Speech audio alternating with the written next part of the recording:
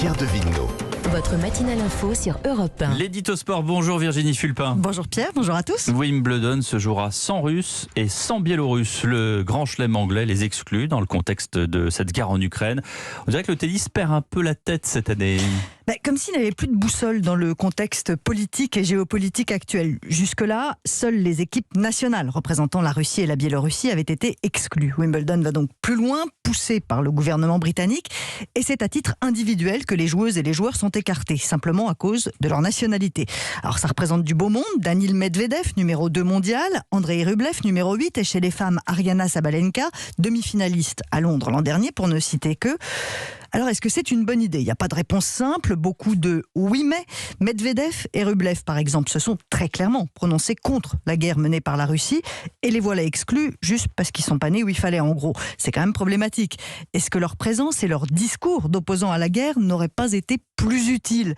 Wimbledon a pensé à demander à tous les joueurs russes et biélorusses de s'engager publiquement contre la guerre. Mais ça peut être dangereux pour leur famille. Donc, les organisateurs ont jugé plus sage de les écarter tous, purement et simplement.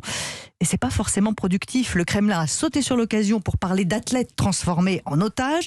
Preuve que le sport touche une corde sensible, mais preuve aussi que la décision de Wimbledon peut être utilisée à des fins de propagande par la Russie. Je crois que c'était pas exactement le but au départ. Bon, l'ATP qui gère le circuit de tennis masculin dénonce cette décision du tournoi anglais. Oui, l'ATP menace même Wimbledon de sanctions.